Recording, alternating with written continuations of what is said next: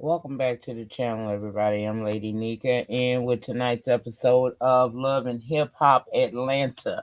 This is season 9, episode 4, entitled Queen of Atlanta.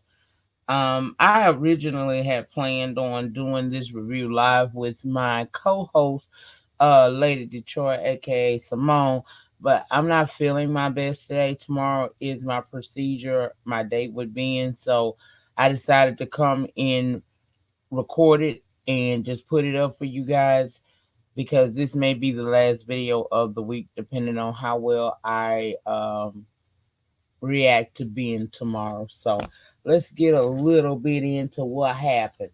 Now we open up with Mimi telling us that in effort to remain safe during this pandemic, the cast of Love and Hip Hop are filming their interviews at home. And Mimi goes on to tell us after last year when someone came to her home and tried to steal her car, then had the nerve to shoot at her, she has learned to defend herself, and she inviting all her girls to a class, a self-defense class. Now, Carly done brought Kiyomi. Now, if y'all don't remember Kiyomi from growing up hip hop ATL, this is Bow Wow's ex-girlfriend from the elevator situation, okay? She said she lost her child in that altercation. She wants to move on from that incident. And Spice, who was there as well, said she knows how Kioma feels. She been there. She can identify with trying to move on, right? Kioma says she just want to be happy, especially since she got new love in her life. But she refused to say who that new love was. Okay. Now, Scrap De Leon is getting himself back together. He done been out a whole year, child. He got a restaurant. He looking forward to getting his new barber shop. His sister Cheyenne is there. She has been very pivotal in helping him, get himself together since he been home, and she's a big part of how he got home. Okay, so he got her out looking for uh, a space, within reason, so he can launch his new barbershop. He also talked about his community activism. He does a lot of work within the community, trying to give back to those who are less fortunate. And he's been spending a hell of a lot of time with Shooter. Him and Shooter have bonded, and he like him a whole lot. So I don't know how he gonna feel when he find out that Cheyenne and him messing around. Cause he don't know. Apparently, according to what she said, they've been messing around for 2 years. And according to him, he love her. He done with Sierra. He loves Cheyenne. Hold that right there. Then we go over to Akbar. Now, y'all had got me together about who this chick is, because y'all know I left the love and hip hop realm for a minute. So I ain't know who this girl was. But, I was like, okay, when y'all explained to me, she's a little rapper. She had some issues, trying to get her life back together. And I was very happy that she sat down with Alexis Sky and told her little girl, y'all trying to make it, I gotta make it, because her story is so compelling. She says she been working hard to give the fans what they deserve, and she trying to get stable so she can get all her kids together in under one roof. But she also says she is the queen of Atlanta, and she is having this listening party to which Spice in Tokyo comes to. Spot says she glad old girl is getting focused on her music. Tokyo says she ain't here for the music. I'm here to try to find out why every time she down there to the Instagram, you coming at my homegirl Keisha. Bam was there as well and says she don't really too much fucks with Keisha too. Akbar issue is she is the queen and she ain't coming down off her crown. Now, I mean, off her throne, child. She ain't releasing her crown. Jock said he's going to be interviewing Keisha soon and offered Akbar to call in. Child, she goes into doing her little freestyle, and it's nothing but shots fired at Keisha. Now, Spice and Tokyo both think that, the girl need to grow up a little bit. And I agree, if you the queen, do you. But all that back and forth means zero to me, and probably all your fans don't really want to hear that. They want to see you winning, not sitting there beefing all the time. Now, Keisha and Coco is at this gym, right? Situation Tokyo invited her to. While they there, they on the exercise bikes and whatnot, and she talking about this upcoming interview with Jock. Then Tokyo comes up and she tells us she been serious about her weight loss, honey. She been doing what she gotta do to make sure that she can keep it popping, keep it right, you know. And she said, but she's still upset about the stuff she heard from Akbar over at the listening party the night before. Keisha tell her about the meeting with Shekinah and how Shekinah invited Bam, and Bam not feeling her because her friend dated Coco, even though they explained the situation. Old girl just don't see it for her. And she say Akbar is just a chick off the internet who stay coming at her and anybody that's doing better than her.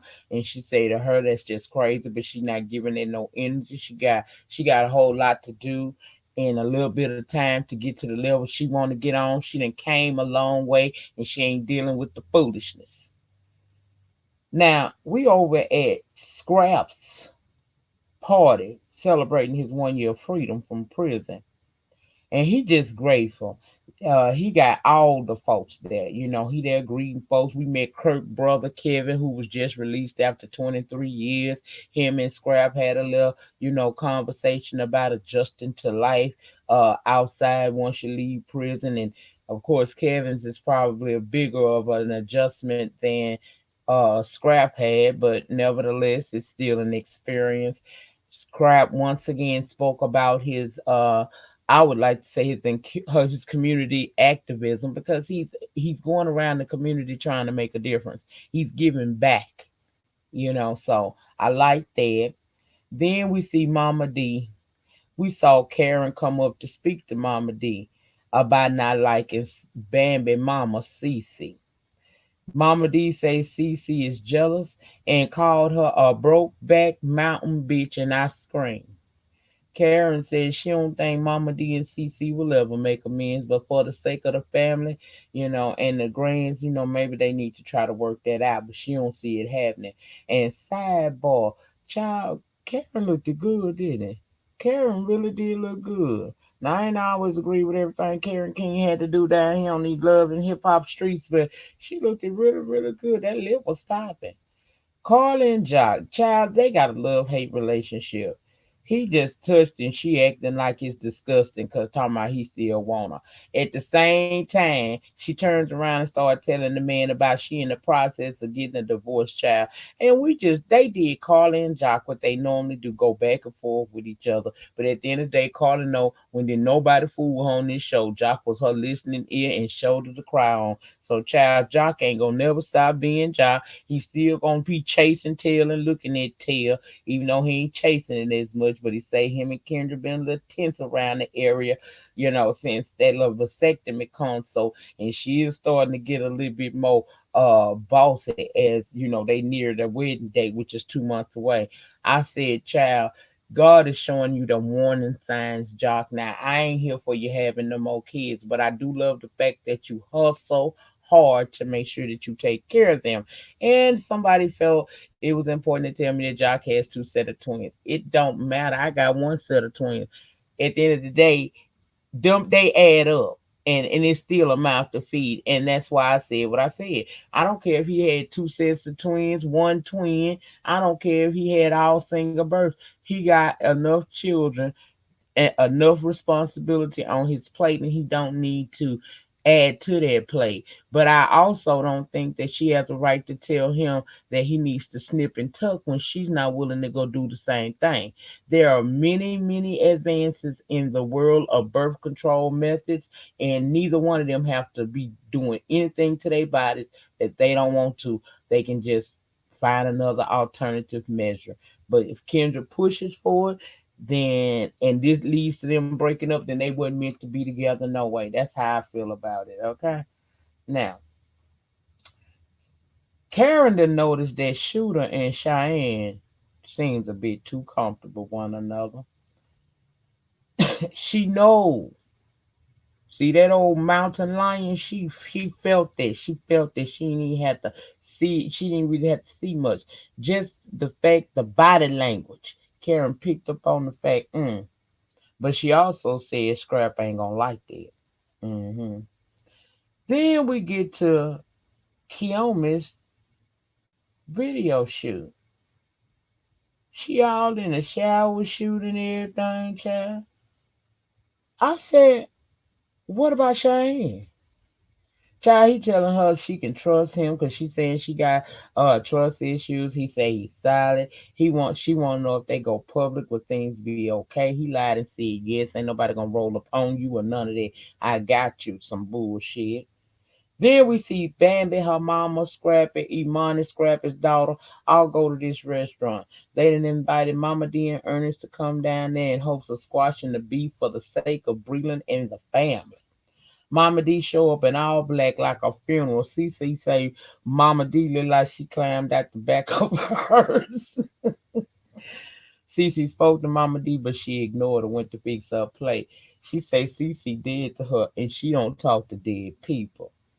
Now at that table, Cece said she cancer free, and everyone was saying that they happy, congratulations. Mama D, on the other hand, had wished her dead and said she did say it, and she still do wish that.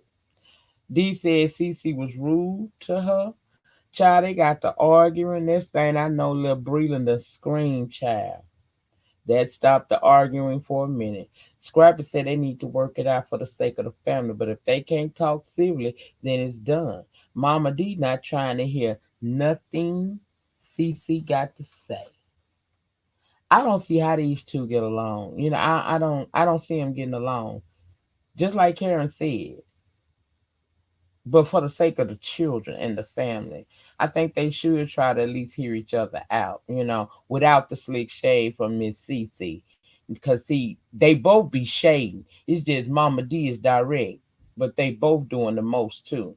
Child, they continue to argue and insult one another. Then Mama D said CC can be delivered from that spirit of evil that's laced all over her and produce some obituaries. That immediately pissed off Scrappy and Bambi. They feel like she going too far. Everybody eventually left Mama D there because that was kind of dark, and I admit that. I mean, I like Mama D's antics and shenanigans, but to actually print up like obituary programs for someone's funeral, girl, you could be mad, but that's going a little deep now. Okay, that's a little too much. We see that Scrap De Leon really does get into his community activist work. He down there feeding needy. And got some of his boys up in there. Karen was up in there. Cheyenne was up in there. Shooter was up in there. I said that's good. She admits that Karen goes and talks to Cheyenne about Shooter. She admits that there's something going on with them and that she hoped that Scrap, when he finds out, is supportive. She admits that she been messing with Shooter for 2 years. Now remember, Karen and Sierra cool too. Karen said Cheyenne being messy and they need to come out. And if they're going to continue, be honest. I agree, that's a messy situation because Shooter not committed to Cheyenne. Hell, he digging down Kiyomi. He said he done with Sierra, but he still want to get some of her punani too. That's why he wouldn't help her. He pissed off because she over him. Shooter is what we call a pussy pig. Over on Spilly Boy TV, he introduced y'all to the terminology of dick pig, and that is a female.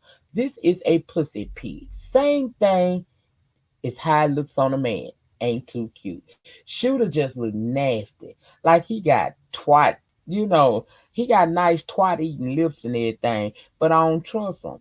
He just looks like a walking STD with a touch of Rona in them faux locks. I just can't, bitch. No, ma'am. No, ma'am. Mm-mm.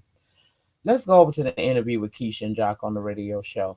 She says she worked hard to get to where she at, and then she goes into talking about her new project and where it's placed on the Billboard's chart so far. Then it moves into this Queen of Atlanta term, and she mentions that someone Jock said somebody he ambushed her. Let me stop going about this the long way. He ambushed her with a Skyped in interview with Akbar. She was pissed off.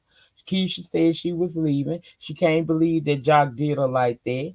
She said, I work too hard and I'm not going to sit here and argue with some bottom feeding, lowbrow bitch like this. I'm just not doing it. We see her out there absolutely going the hell out. I feel like Jock was wrong for that. I really do. Because she came down there to talk about her project. If you were going to bring on somebody that was going to challenge her saying that she is the queen of Atlanta, I don't give a damn how gutter the rap game gets. You don't ambush her, especially when you act like you friend to her. That's messed up. That's the kind of shit get you slapped and hurt. That girl was livid. She just wanted her parking ticket, her validation, so she can get the hell up out that studio. And it ended with her saying that she will not be returning to Love and Hip Hop. Now we all know that's a damn lie. She will be on the next episode or the one after that. But I understand her anger. If that was truly an ambush, I can't stand an ambush. Let a bitch know something, even if it may be something I'm not agreeing. Give me the opportunity to decide if I want to be dealing with something like that. Don't put nothing up on me that I can't handle. Because trust and believe, I have forgiven people for ambushing me before, but I never fucking forget this shit. Okay, so if you really could like somebody and call them a friend, don't set them up for the okie doke. He set her up for the okie doke. Akbar ain't trying to hear nothing. My thing with Akbar is if you got a common goal, which is to make it, girl, make your music, do your thing, and stop worrying about it. If you the queen, a queen don't have to announce that she a queen. You know it in how she carry herself, how she walk and her talk. Girl, you doing way too much for a bitch with a story, okay? That's it. That's all.